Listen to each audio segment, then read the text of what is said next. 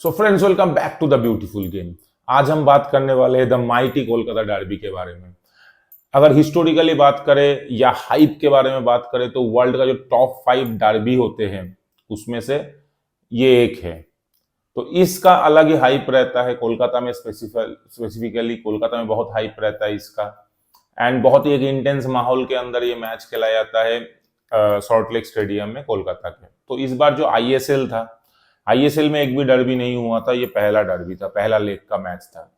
तो अगर मैं इस मैच का थोड़ा सा प्रीव्यू करूं और एक प्री सेटअप के बारे में बात करूं तो ईस्ट बंगाल बहुत ही कॉन्फिडेंट होके इस मैच में आ रहे थे, बिकॉज उन्होंने अभी सुपर लीग जीत गया है। एंड अगर ऑन पेपर की बात करूं तो मोहन बागान का टीम बहुत अच्छा है। इवन इस सीजन का भी मैं बात करूं तो मोहन बागान का टीम ऑन पेपर बहुत अच्छा है, बट रिजल्ट उस हिसाब से मोहन बागान का आया नहीं है। एंड अगर मैं ईस्ट बंगाल का बात करूं, on paper East Bengal Mohun Bagan जैसा बढ़िया नहीं होने के बाद भी उनका जो कोच है उन्होंने एक अलग ही माहौल क्रिएट किया है इस टीम में, एंड उसकी जो रिजल्ट है उनको मिल गया, वो सुपर कप जीत गए। तो सुपर कप जीत के ईस्ट बंगाल फुल कॉन्फिडेंट पे आने वाले थे इस मैच पे, और मोहन बागान ऑन पेपर तो अच्छा है ये। तो एक्सपेक्टेशन सब फैन का अलग अलग था। शायद आईएसएल में दोनों क्लब की एंट्री होने के बाद ये पहला कोई मैच होगा जिसमें मोहन बागान ईस्ट बंगाल 50-50% चांसेस लेके बैठे हुए थे इस मैच के आगे। बिकॉज इसके पहले जितना भी डर्बी हुआ है, आप मानो ना मानो, आप किसी भी टीम का फैन हो, आपको अल्टीमेटली ये मानना ही पड़ेगा कि हमेशा मोहन बागान एक स्टेप आगे था ईस्ट बंगाल का हर एक मैच में। और रिजल्ट भी अगर आप हेड टू हेड भी देखोगे तो मोहन बागान कहीं ना कहीं आगे है इस बंगाल से डर्बी में, जब से आईएसएल पे आए हैं। मैं आईएसएल की सिर्फ बात कर रहा हूं। बट इस मैच में स्टार्टिंग से कोई भी टीम की जो फैंस है वो एकदम 100% श्योर होकर नहीं बता सकते थे कि कौन जीतने वाला है। और कहीं ना कहीं इस बार ईस्ट बंगाल एक कदम आगे बढ़ के चालू किया था डर्बी का जो मैच है, उस पर एक कदम आगे था। अभी मैं थोड़ा बहुत सेटअप के बारे में बात करूं तो एक साइड पे था क्लिंटन सिल्वा, था महेश था, तो दूसरी तरफ भी वैसे ही पेट्राटॉस और आर्मांडो था। मिडफील्ड में मोहन बागान का मिडफील्ड तो भाई साहब खतरनाक है।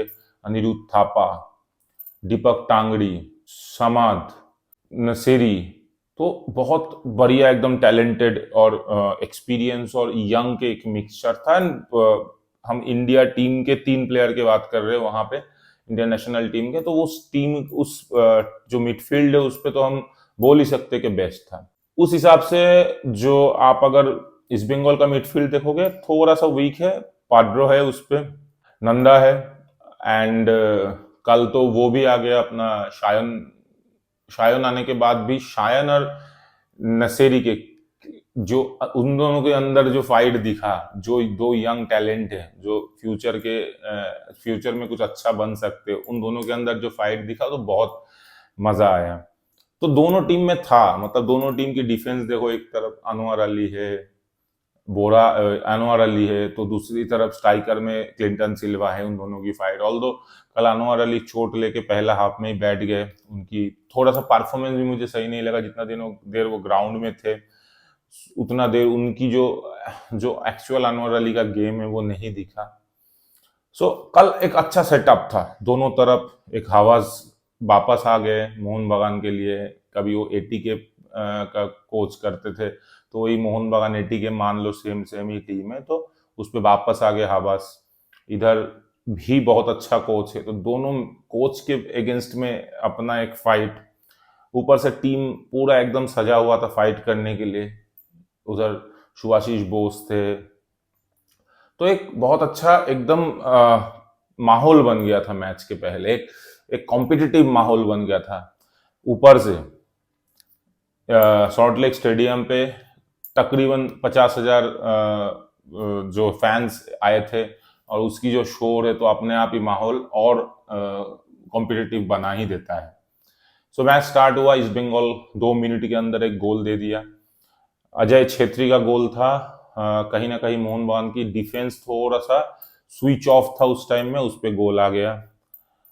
उसके बाद मोटा मोटा 10 मिनट तक ईस्ट बंगाल की परफॉर्मेंस सही था, मिडफील्ड से लेके मतलब ज्यादातर जो कोशिश चल रहा था वो राइट साइड से ही खेल को आगे लेके जाने का कोशिश चल रहा था, बिकॉज राइट में महेश था।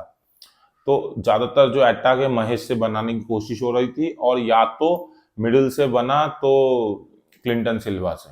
10 मिनट के बाद गेम की पूरा काया पलट जाती है, एंड मोहन बगान का जो मिडफील्ड है वो मैच पकड़ लेती है। एंड इस बंगाल को भाई साहब मिडफील्ड में तो जगह ही नहीं दे रहे थे, एकदम मोहन बगान मिडफील्ड को पकड़ के रख रहे थे, और बहुत ही अच्छा मोहन बगान उस टाइम में कंट्रोल में था गेम का। इस बंगाल का मिडफील्ड एकदम खाली दिख रहा था, जो कुछ हो रहा है राइट या लेफ्ट में हो रहा है, बिकॉज नंदा और महेश के लिए हो रहा है, और बीच में तो कुछ है ही नहीं। पाद्रो कल बहुत ज्यादा गलतियां कर रहा था, ऑल्दो वो थोड़ा सा डिफेंसिवली ज्यादा खेल रहा था, वो ऊपर मतलब एग्रेसिव या जो अटैकिंग मिडफील्ड के तरीके से नहीं और डिफेंसिव मिडफील्ड के तरीके से खेल रहा था, तो वो नीचे तो डिफेंस कर ले रहा था, बट उसकी जो बॉल डिस्ट्रीब्यूशन है कल बहुत गलतियां था बॉल डिस्ट्रीब्यूशन से, मिस पासिंग, थोड़ा एक्स्ट्रा टाइम लेना, जिसके वजह से बॉल की प्रोग्रेशन ही नहीं हो रहा था। तो ये जो एक कमी था, इसके वजह से मिडफील्ड खो दिया इस बंगाल ने, और मोहन बगान ने ऑलमोस्ट एंटायर मैच पे अपना पूरा कंट्रोल बना के रखा। इतने में ही एक अरमांदो सदीकू भी गोल दे देते हैं, एंड दोनों बराबर हो जाता है फर्स्ट हाफ के एंड में।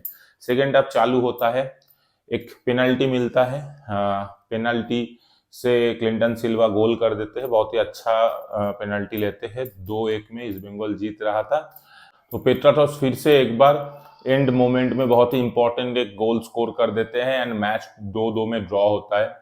तो अगर मैं इस 2-2 को ड्रॉ की बात करूं, तो मैं तो बोलूंगा कि 2-2 ड्रॉ ठीक है, बिकॉज मोहन बगान भी बहुत अच्छा खेला है, ऑल्दो पूरा सीजन उनका नहीं सही चल रहा होगा, बट इस मैच में तो मोहन बगान एक टाइम में बहुत अच्छा कंट्रोल में था, एंड मिडफील्ड की कंट्रोल मोहन बगान की ज्यादा अच्छी थी।